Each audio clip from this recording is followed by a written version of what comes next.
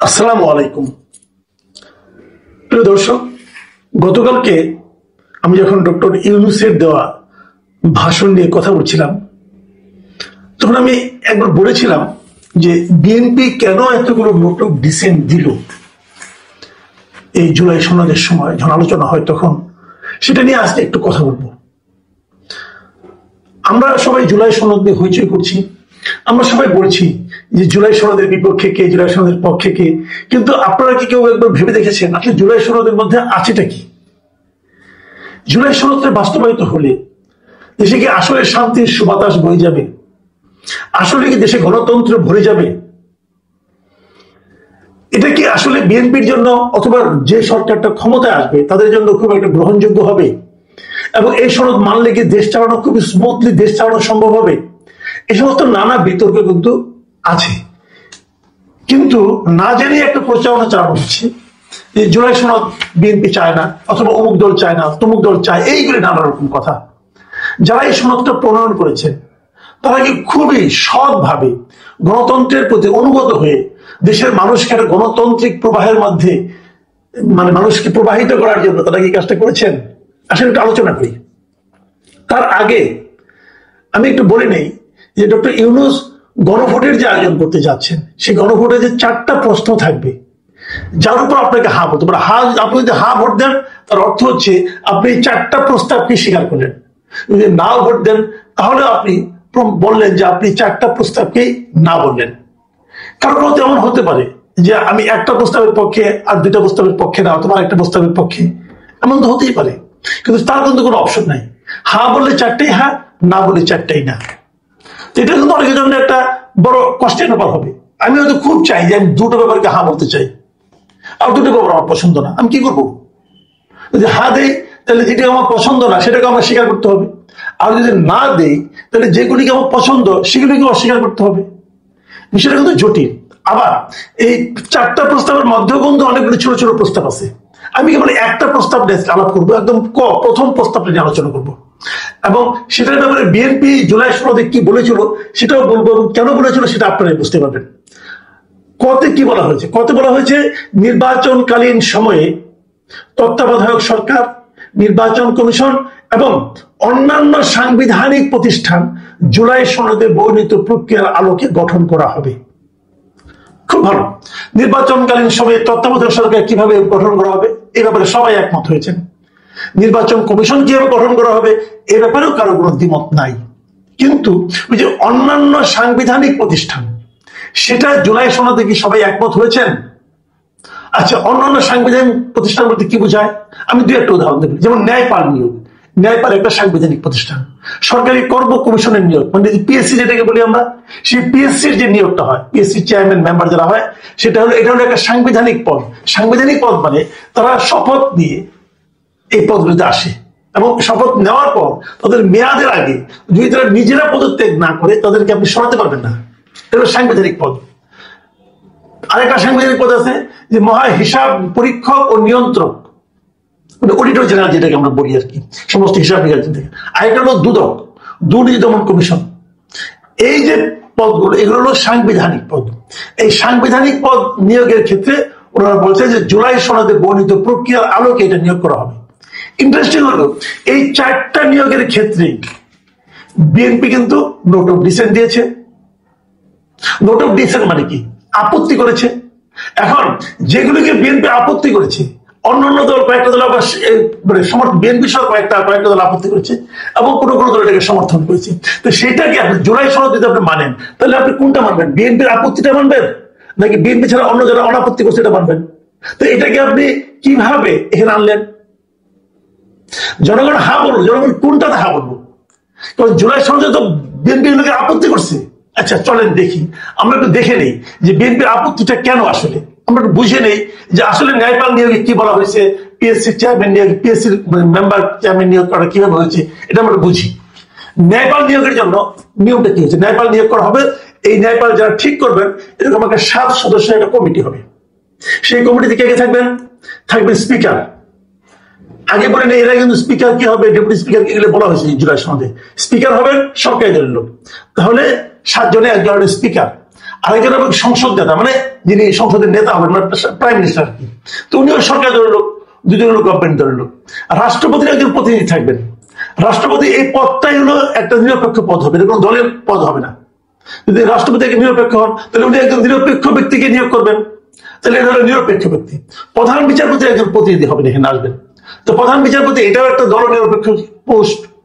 তো ধরা যাক উনিও একজন নিরপেক্ষ ব্যক্তিকে মনোনয়ন দিলেন, তাহলে দুইজন পেলাম সরকারি দলের, দুইজন পেলাম নিরপেক্ষ। তারপরে আসবে ডেপুটি স্পিকার। ডেপুটি স্পিকার কিন্তু এই জুলাই সনদে বলা হয়েছে এটা হবে বিরোধী দলের কেউ একজন, আর হবে বিরোধী দলের প্রধান, মানে বিরোধী দল যেটা হবে তার যে প্রধান ব্যক্তি হবেন, বিরোধী দলের নেতা যিনি উনি হবেন, আর হবেন কে দ্বিতীয় বৃহত্তম দলের প্রধান। তাহলে কি হলো এখানে? ডেপুটি স্পিকার, বিরোধী দলের প্রধান এবং দ্বিতীয় বৃহত্তম দলের প্রধান, এই তিনটাই কিন্তু বিরোধী দলের। তাহলে কি হলো? ন্যায়পাল নিয়োগের 7 জন সদস্য থাকবে, তার মধ্যে 2 জন থাকবে সরকারি দলের, 2 জন থাকবে দল নিরপেক্ষ, আর 3 জন থাকবে বিরোধী দলের। তো বিএনপি তো সরকারে যেতে চাচ্ছে, তারা ভাবছে তারা সরকারে যাবে, তারা ন্যায়পাল নিয়োগে তাদের লোক থাকবে মাত্র 2 জন, আর বিরোধী দলে থাকবে 3 জন। সরকারি দলকে এটা মানবে?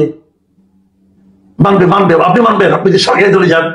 আচ্ছা ঠিক আছে, আরেকটা আসি, সরকারি কর্ম কমিশন মানে পিএসসি। পিএসসির যে 3টা পিএসসি হবে, পিএসসি যে নিয়োগ করা হবে, যাদেরকে নিয়োগ করা হবে সেই নিয়োগের একটা 7 জনের কমিটি থাকবে। সেই 7 জনের কমিটি থেকে কে থাকবেন? থাকবেন স্পিকার, উনিও সরকারি দলের, আর থাকবেন চিফ হুইপ, উনিও সরকারি দলের, ডেপুটি স্পিকার উনি বিরোধী দলের, তারপরে বিরোধী দলের চিফ হুইপ, তাহলে হলো 2 জন বিরোধী দলের, দ্বিতীয় বৃহত্তম দলের একজন প্রতিনিধি, তাহলে 3 জন হলো। আর হলো কি শিক্ষা স্বাস্থ্য মন্ত্রণালয় সম্পর্কিত স্থায়ী কমিটির সদস্য, এবং তাকে হতে হবে বিরোধী দলের। আর হলো জনপ্রশাসন মন্ত্রণালয় সংক্রান্ত স্থায়ী কমিটির সদস্য, তিনি হবেন বিরোধী দলের। তার মানে এই 3টা সরকারি 3টা কর্ম কমিশনের সদস্যদের নিয়োগের জন্য যে কমিটি হবে, সেই কমিটিতে 2 জন থাকবে সরকারি দলের আর 5 জন থাকবে বিরোধী দলের। তো সরকারি দল এটা মানবে? ধরেন বিএনপি ক্ষমতায় গেল, বিএনপি বললো যে আপনারা যে পিএসসিটা নিয়োগ করবেন এখানে আপনার থাকবে 2 জন লোক আর 5 জন থাকবে বিরোধী দলের, আর 5 জন বিরোধী দলের সঙ্গে তারা পারবে? তাহলে যে নিয়োগটা হবে এই নিয়োগটা তারা পছন্দ করবে? কোন গভর্নমেন্ট পছন্দ করবে? বিএনপি যেন নোট অফ ডিসেন্ট দিয়েছে। আচ্ছা, মহা হিসাব পরীক্ষক, ওখানে একই জিনিস, ওখানেও দেখা গেছে যেগুলো হবে তার মধ্যে 7 জনের কমিটি হবে, 7 জনের কমিটির মধ্যে 2 জন সরকারি দলের আর 5 জন হবে বিরোধী দল থেকে আসবে বিভিন্ন পোস্ট থেকে। আবার দুদকের যিনি দুদকের সদস্য যে নিয়োগ করা হবে সেটা নিয়োগের ক্ষেত্রে 7 জনের কমিটি করা হবে, সেই 7 জনের কমিটিতে 1 জন থাকবে সরকারি দল থেকে, 3 জন থাকবে বিরোধী দল থেকে, আর 3 জন হবে দল নিরপেক্ষ। তাহলে সরকারি দলের কোনো ভূমিকা থাকবে এখানে? থাকবে না। আপনি তো বলবেন যে ভালোই তো, তাহলে সরকারি দল কোনো দুর্নীতি করতে পারবে না, বিরোধীরা হ্যান্ডেল করবে। এটা যদি এমন হয় যে বিরোধী দলের সবগুলো গুরুত্বপূর্ণ জায়গা থাকে, অনেকটা এরকম হলো না যে আপনি দৌড় প্রতিযোগিতায় অংশ নেন, যদি আপনি ফার্স্ট হন তাহলে পাবেন রৌপ্য পদক, যদি সেকেন্ড হন তাহলে পাবেন স্বর্ণ পদক। বিষয়টা কি এরকম হয়ে গেল না? হ্যাঁ, সবগুলি নিয়ন্ত্রণ থাকবে বিরোধী দলের হাতে। সরকারি দলের থেকে সরকারি দলের যে লাভটা কি হলো? দেশ চালাবে কেন? সরকার তো চালাবে। দেশ চালাতে যদি কোনো ঝামেলা হয়, বদনাম হয়, তাহলে তো সরকারি দলের বদনাম হবে, কিন্তু নিয়োগ করতে করবে বিরোধী দলের লোকেরা এসে। তো এই যে সাংবিধানিক পদ, আমি একটা ছোট্ট উদাহরণ দিলাম মাত্র, এই যে সাংবিধানিক পদগুলি যে নিয়োগটা, এই প্রত্যেকটা এই নিয়োগের ক্ষেত্রে বিএনপি নোট অফ ডিসেন্ট দিয়েছে। এখন যদি নোট অফ ডিসেন্ট বিএনপি দিয়ে থাকে তাহলে ডক্টর ইউনূস বলতেছেন যে আপনারা যে গণভোট দিবেন, আপনারা বলবেন, বলা হয়েছে যে সাংবিধানিক পদগুলিতে জুলাই সনদের বর্ণিত প্রক্রিয়ার আলোকে গঠন করা হবে। তাহলে জুলাই সনদের বর্ণিত প্রক্রিয়াটা কি? প্রক্রিয়া তো ঠিক হয় নাই। এই যে সমস্ত জায়গায় নোট অফ ডিসেন্ট আছে সেগুলো তো তার মানে ঠিক হয় নাই, তাহলে আপনি কিভাবে সাংবিধানিক পদগুলিতে নিয়োগ করবেন? তো ঝামেলা কিন্তু ভাই এরকম আছে অনেক। মানে আমার কাছে মনে হয়েছে ভাই এই পুরাটাই হলো একটা গোজামিলের ব্যাপার, এবং এই গোজামিলটা ইচ্ছাকৃত ভাবে তৈরি করা হয়েছে। ইচ্ছাকৃত ভাবে করা হয়েছে এই কারণে যে আগামীতে যারা ক্ষমতায় আসবে, যারাই আসুক ক্ষমতায়, তারা যাতে দেশ চালাইতে অক্ষম হন, তারা দেশ চালাইতে পারবেন না। তো সমস্ত আপনি ক্ষমতা স্বর্ণপদক দিয়ে দিচ্ছেন বিরোধী দলের হাতে, সরকারি দল কি করবে? বসে বসে আগ্রহ চলবে। কথাটা কিন্তু সিম্পল। আপনি ভাবেন আপনি ইলেকশন করতেছেন, বলা হলো যদি আপনি হারেন তাহলে সমস্ত গুরুত্বপূর্ণ নিয়োগগুলো আপনি করবেন, আর যদি আপনি জিতেন তাহলে আপনি চুপচাপ বসে দেখবেন। আপনি কোনটা করবেন ভাই? হারবেন না জিতবেন? পৃথিবীতে কোথাও এরকম আছে? আলী রিয়াজ সাহেব আবিষ্কার করছেন এটা। কেন আবিষ্কার করছেন? যে এমন একটা পদ্ধতি ওনারা তৈরি করতেছেন, দেখেন সব মিলে কিন্তু জুলাই সনদ, এর মধ্যে ভালো মন্দ অনেক অনেক ভালো ভালো জিনিস আছে কিনা আমরা শেয়ার করবো না, অনেক কিছু আছে এটা ভালো, রাষ্ট্রপতির সঙ্গে প্রাইম মিনিস্টার যে ক্ষমতার যে ভারসাম্যটা ভালো, এরকম অনেক কিছু ভালো আছে। কিভাবে তত্ত্বাবধায়ক সরকার নিয়োগ করতে হবে এটা ভালো, কিভাবে প্রধান বিচারপতি নিয়োগ করতে হবে এগুলো অনেক ভালো জিনিস আছে। এই ভালোর মধ্যে এইগুলি এমন ভাবে ঢুকিয়ে দেওয়া হচ্ছে যাতে নাকি আগামী সরকার ঠিক মতো চলতেই না পারে। তো সরকার না চললে কি হবে, মানুষ বলবে এই যে দেখো রাজনৈতিক সরকার পারে না, তাহলে আমাদের অরাজনৈতিক সরকারই ভালো ছিল। বিষয়টা কিন্তু সিম্পল ভাই। তো এটা হচ্ছে কেন, যিনি এই আকামটা করেছেন তাকে আমরা দেখলাম যে আমাদের প্রধান উপদেষ্টা পুরস্কৃত করেছেন, তাকে উপদেষ্টা বানাই দিয়েছেন, মানে অনেক বড় পদ দিয়ে দিয়েছেন ওনাকে, এখন এত বড় একটা কাজ আপনি করেছেন। আর উনি যেটা দিলেন এক নম্বর, যে উনি দিলেন এক নম্বর প্রস্তাবটা, আমি পরে এগুলো পড়লাম না, পরে এগুলি পড়লে আপনাদের মাথা খারাপ হয়ে যাবে। একটা প্রত্যেকটা প্রস্তাব নিয়ে যদি আলাপ করি জাস্ট মাথা খারাপ হয়ে যাবে, যে কিভাবে এগুলি গণভোটের প্রস্তাব হতে পারে, হানার জন্য এগুলি কিভাবে হতে পারে। আমি আজকে একটা আলাপ করলাম মাত্র, কিভাবে আবার বলি আপনাকে শুনেন। নির্বাচনকালীন সময়ে তত্ত্বাবধায়ক সরকার, নির্বাচন কমিশন এবং অন্যান্য সাংবিধানিক প্রতিষ্ঠান জুলাই সনদে বর্ণিত প্রক্রিয়ার আলোকে গঠন করা হবে। প্রথম দুটো বাদ দেন, নির্বাচন তত্ত্বাবধায়ক সরকার এবং নির্বাচন কমিশন কোনো আপত্তি নাই, কিন্তু অন্যান্য সাংবিধানিক প্রতিষ্ঠান যেগুলো আছে সেগুলোর ব্যাপারে বিএনপির আপত্তি আছে, এনডিএম এর আপত্তি আছে, আরো কয়েকটা আপত্তি আছে, এবং সেটা সম্পূর্ণ বিপরীত ধরনের বিষয়। তাহলে এটাকে আপনি কিভাবে পাস করাবেন? এবং জুলাই সনদে সম্বন্ধে বলা হয়েছে এবং কেন তারা নোট অফ ডিসেন্ট দিয়েছে তাও তো বুঝতে পারছেন। এই হচ্ছে জুলাই সনদের নকশা। সব মিলিয়ে ভালো আর মন্দ একসঙ্গে মিশাইলে হয় না। আপনি বললেন যে টেবিলের উপরে এক মগ দুধ আছে, এক বাটি খেজুর আছে, কিছু ফল ফলান্তি আছে, আর এক গ্লাস মদ আছে, এই সবগুলি মিলাইয়া হলো একটা প্যাকেজ। আপনি খাবেন, যদি আপনি মদ মনে করেন, মদকে হারাম মনে করেন, তাহলে তো আপনি একটাও খাবেন না ভাই। কিন্তু মদটাকে যদি আপনি বাইরে রাখতেন তাহলে বাদ বাকি সব কিন্তু স্বাস্থ্যকর। এই হিসাবটা গেছে এরকম, একটা প্যাকেজের মধ্যে এমন কিছু জিনিস ঢুকিয়ে দেওয়া হয়েছে, 5টা ভালো জিনিসের মধ্যে একটা খারাপ জিনিস ঢুকিয়ে দেওয়া হয়েছে, বলে কি সবগুলি মিলে হা বলো। আর আপনি না বললে খারাপ লাগবে, যে বলে হ্যাঁ তাহলে তুমি দুধ খেতে চাও না, তুমি না বলছো, তাহলে তুমি ফল ফুল খেতে চাও না, তুমি না বলছো। ভাই এটা কিসের মধ্যে আমাদের আপনারা ঠেলছেন?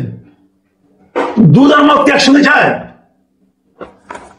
যাই হোক, আমি মনে করি যে এগুলো আমরা আরো আলোচনা করতে পারি, যদি আপনারা আগ্রহ দেখান আমি আরো আলোচনা করবো, প্রত্যেকটা পয়েন্ট নিয়ে আলোচনা করবো, তাহলে বুঝতে পারবেন বিষয়টা আসলে কি। দর্শক আমি জানি না শেষ পর্যন্ত কি হবে, শেষ পর্যন্ত এভাবে আমাদেরকে ভোট দিতে হবে।